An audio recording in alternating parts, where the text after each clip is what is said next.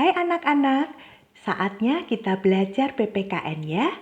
Hari ini kita akan mulai masuk untuk materi bab 2. Materi bab 2 untuk kelas 11 yaitu tentang sistem dan dinamika demokrasi Pancasila. Pada materi bab 2 ini kita akan belajar mengenai 3 hal.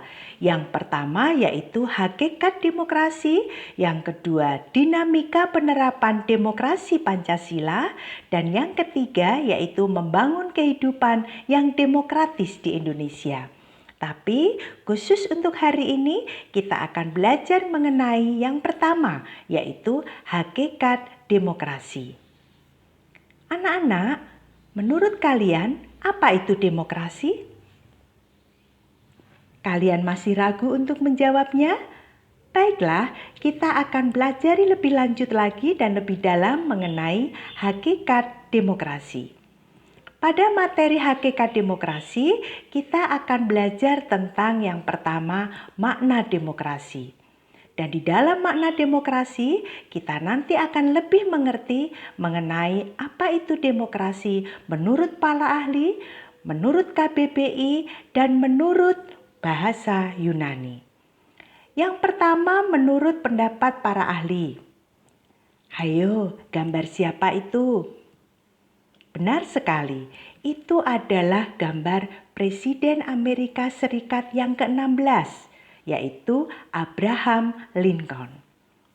Menurut beliau, demokrasi adalah sistem pemerintahan yang diselenggarakan dari rakyat, oleh rakyat, dan untuk rakyat.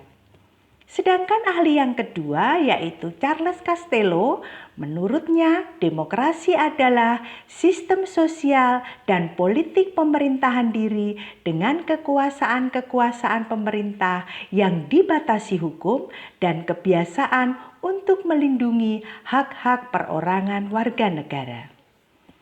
Yang kedua yaitu menurut KBBI atau Kamus Besar Bahasa Indonesia. Demokrasi adalah istilah politik yang berarti pemerintahan rakyat. Yang ketiga yaitu menurut bahasa Yunani. Demokrasi berasal dari dua kata, yaitu demos dan kratos atau kratein. Demos artinya rakyat, kratos artinya pemerintahan, atau kratein artinya kekuasaan. Jadi, dapat diartikan demokrasi adalah pemerintahan rakyat atau kekuasaan rakyat. Anak-anak, coba kalian perhatikan gambar ini. Ya, itu adalah gambar mengenai rapat pemilihan ketua OSIS. Menurut kalian, apakah rapat pemilihan ketua OSIS merupakan penerapan demokrasi? Tepat sekali, rapat pemilihan ketua OSIS merupakan pelaksanaan demokrasi atau penerapan demokrasi. Perhatikan gambar yang kedua. Ada orang yang memberikan suaranya dalam pemilu. Apakah pemilu juga merupakan penerapan dari demokrasi? Benar, pemilu merupakan pelaksanaan atau penerapan dari demokrasi. Nah, sekarang demokrasi adalah pelembagaan dari kebebasan.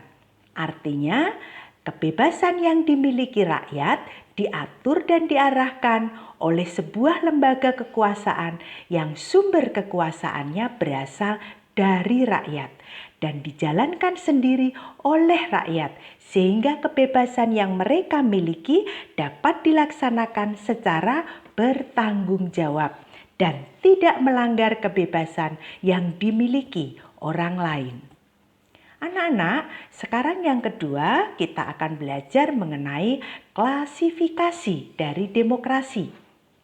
Yang pertama berdasarkan cara penyaluran kehendak rakyat. Demokrasi dapat dibedakan menjadi dua, yaitu demokrasi langsung dan demokrasi tidak langsung. Demokrasi langsung adalah suatu sistem demokrasi yang melibatkan seluruh rakyat secara langsung dalam membicarakan atau menentukan suatu urusan negara.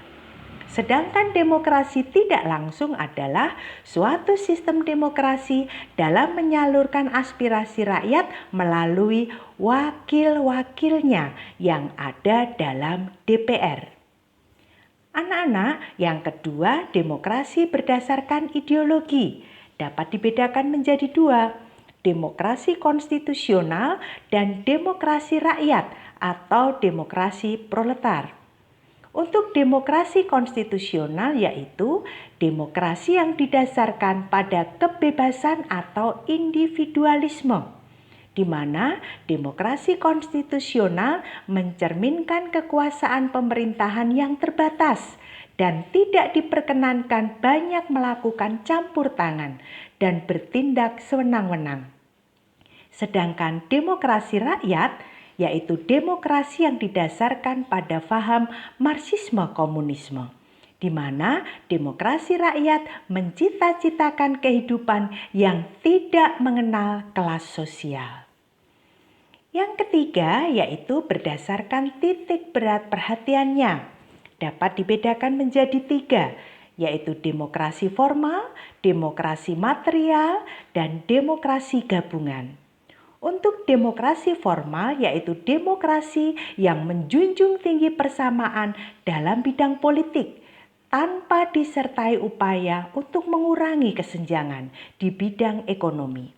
Biasanya demokrasi formal dianut oleh negara-negara liberal.